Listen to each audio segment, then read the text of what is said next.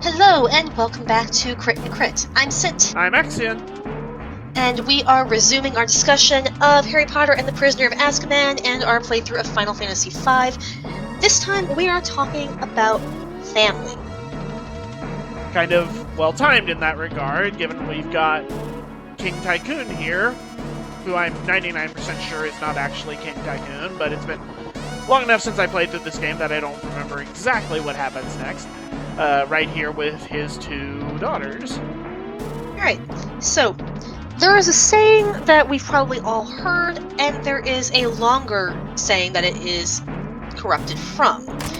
And, well, the first one is, blood is thicker than water.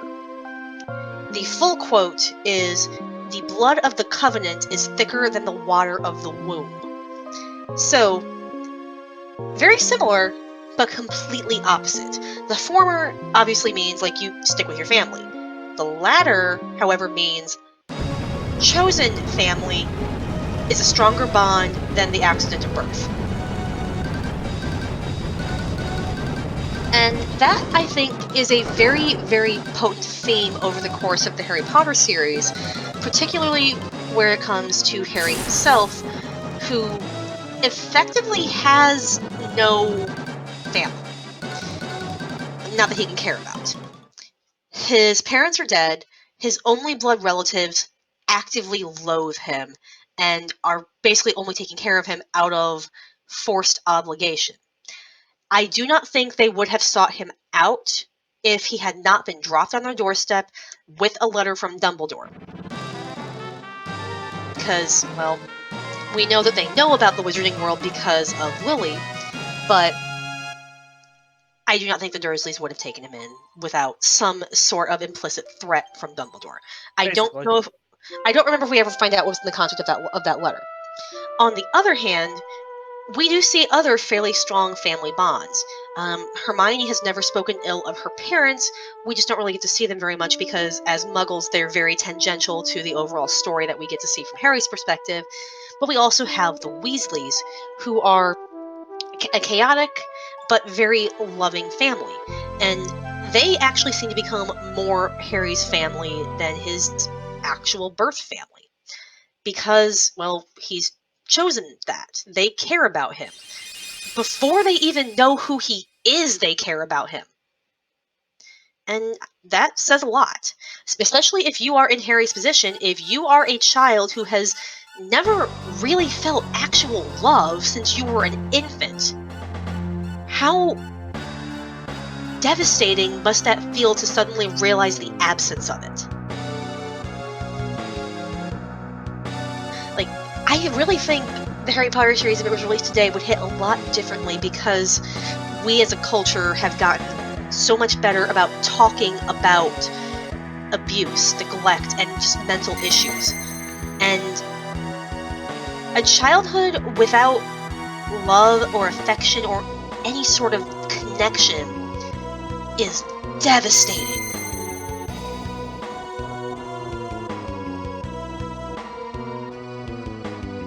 And But in the last book, I think we actually see that Harry didn't really fully understand this until he spent time with the Weasleys in their family. When he was taken by the Weasley twins and Ron after the incident with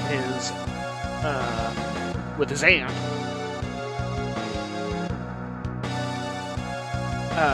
I think that was his first time to see what an actually loving family interaction on a day-to-day basis was even like. He had no... what's the word to look for? No... frame of reference? Yeah, no frame of reference to really compare to beyond what his experience with the Weasleys was, or with the, not Weasleys, with the Dursleys was, until that few weeks, I think it was, that he spent with the Weasleys. And we see that a little more in this book, when he leaves the Dursleys. He has to bunk up basically in a hotel for a couple of weeks. And basically he's not like being harassed and persecuted like he was with the Dursleys, but he's very obviously frustrated, lonely, and looking for community, and he can't really have that from the other people there at the whatever the name of the inn where he's staying at the beginning in the Leaky Cauldron. Leaky Cauldron, thank you, in Diagon Alley, until Ron and Hermione arrive. Well, he seemed to have some meaningful connections with people, but like not on the same levels like a friendship or a exactly. family. But, It was polite acquaintances, but it's very different from how he interacts with when he meets back up with Hermione and with the Weasleys. And there's a very noticeable change in how his demeanor is behaving and how he's doing.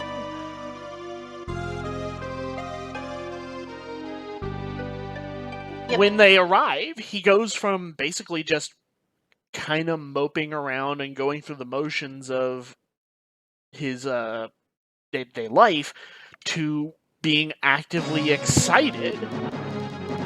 And he's got his friends, he's got his the friends of his friends, like Percy and so forth. People that he's close with and people that they're close with. And he's very obviously in a better personal state at that point once he's got his friends back around him, and this continues in through the rest of the school year, and it also is kind of shows how that starts to wear on him when that family friendship bond starts to get challenged by the fact that Ron and Hermione aren't getting along. Yeah, Harry doesn't just like it when Mommy and Daddy are fighting, he doesn't know what it looks like. Yeah, because give the Dursleys credit for something. They are a very united family. Their reasons for such are rather wretched, but you never see the Dursleys fight with each other.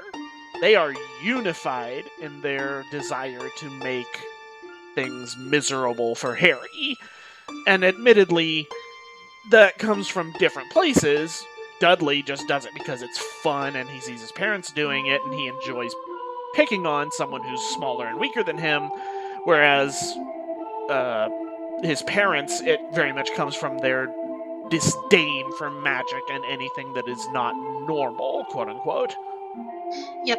So, also to look again at the Dursleys, Aunt Marge is not actually related to Harry. She is on Vernon's side of the family. Harry is on Petunia's side of the family. Right. But he still has to call her aunt, and well, he is not at all seen as found family for her. He's basically just a nuisance that is there to make things more difficult for her little Dudley, and so on and so forth. So Harry doesn't really have any support at all from his birth family, even though so many people would say that your blood bonds are what matter more than anything else, even though most people have ample evidence to the contrary of finding support to help you grow as a person is better for you in both the short and long term than to force yourself to be miserable with people who go out of their way to make you miserable for no reason other than we are related.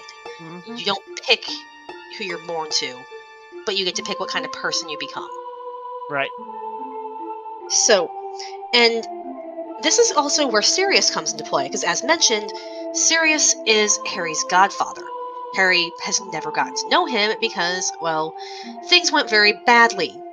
His parents were killed, believed to be because Sirius Black had blabbed, which I don't believe was common knowledge at the time, or otherwise. I think as Hagrid mentions, if he'd known, he wouldn't, like, when he got Black's motorcycle, he would not have taken it quite as kindly.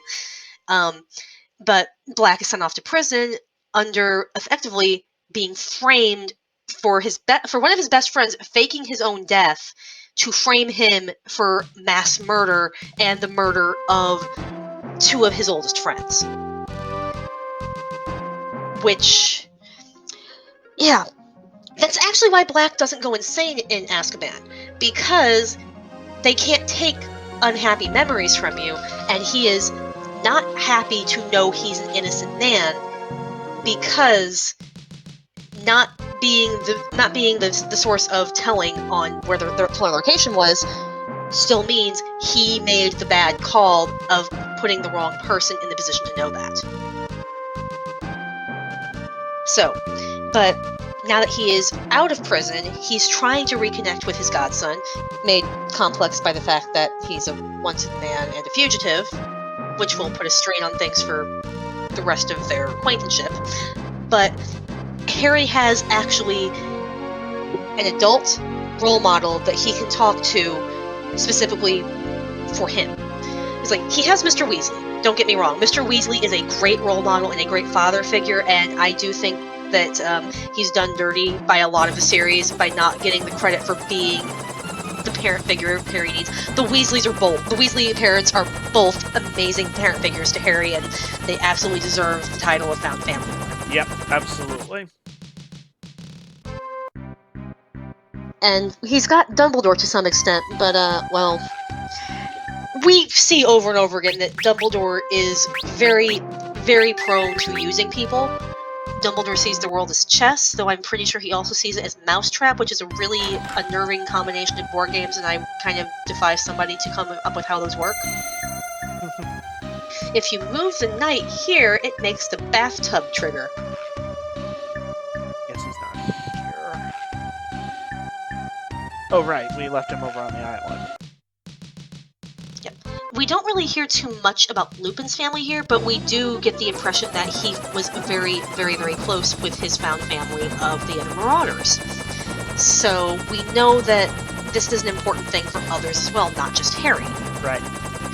It's just, I do not think we can emphasize enough the importance of, as you grow, finding friends that you can really come to rely on, that can help you grow as a person, that can help you become who you're meant to be, who you want to be.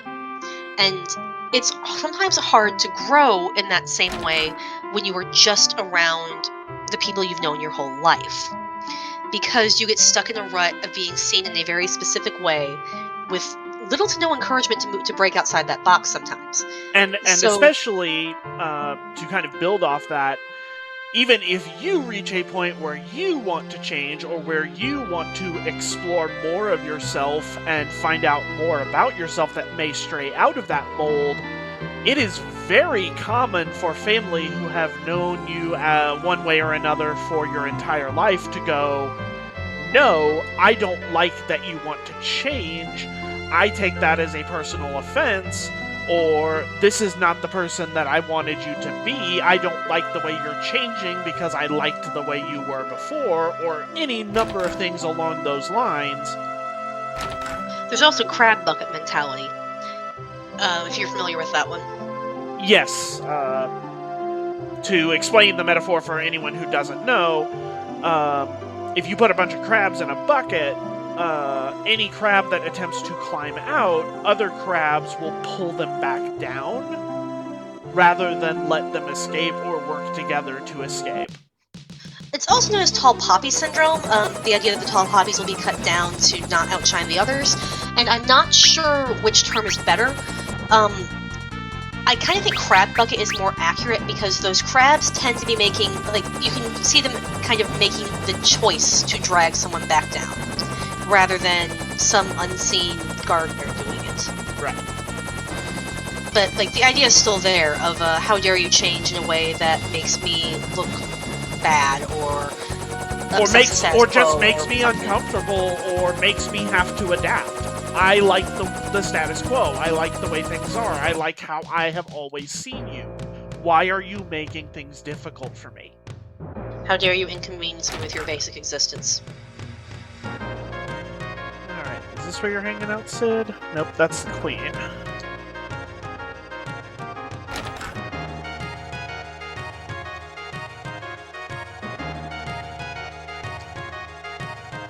I was wondering what you were looking for. They said to go find Sid, but I don't yeah. remember which city he's in. City. But yeah, like, I think we've kind of seen just how important a royal family plays in this series as early as book 1 with the Mirror of Erised, and how, given the chance to wish for anything, what Harry desires most is a family. And, well, we know he's never going to get that from the Dursleys, even though there is blood. There is only blood relatives, and they resent him for his mere existence and everything he represents to them. Yep, because he is inconvenient to them. Yep. So, yeah. As we've mentioned, this book is basically the calm before the storm for much of the series. From here on out, things do tend to get a lot heavier. So, family will become more and more important. Family as a source of refuge, safety, and trust. Just something you can always come back to and rely on when things get bad. And, well, it's going to be more important for them than ever to know who their friends are and who they're only around because of obligation, and what that means for what you do in a crisis. Yeah, I'm not exactly sure what else to be said here. What else there's to be said? I don't really have much more to add. It's a pretty straightforward situation of here is the people that are Harry's family because he's related to them, and here are the people who Harry has chosen to be part of his life and have chosen to have him as part of their lives. And we know fairly easily which of those Harry personally prefers, who he trusts, who he loves, and who he wants to share his life with in that regard. These are the people that he is connected to through nothing more than coincidence, and these are the people that he has chosen to share his existence with. And those are two very different groups with two very different reasons for connection. And the list of reasons to be connected to one are immensely longer than the list to be connected to the other, which starts and stops at blood relation. Yep.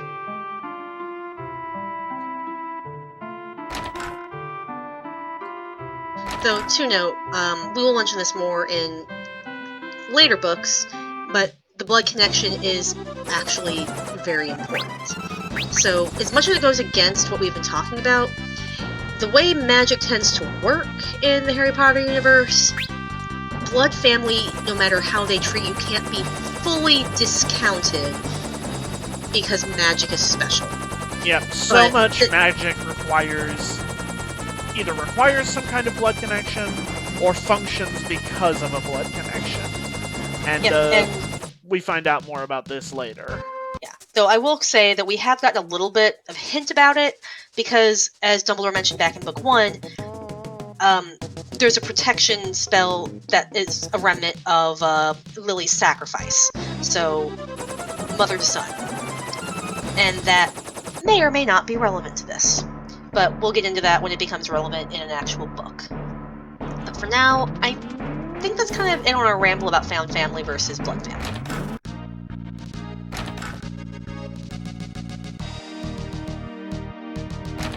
Yep. And if there's nothing further to say to that, I think we are pretty much done with this conversation, and we will get around to finding Sid and Mid next time. I am sure they're somewhere in this area. Maybe they're deeper in the ruins rather than the fire ship. But yeah, we'll go looking for them next time. Yep. Anyway, until next. See y'all then.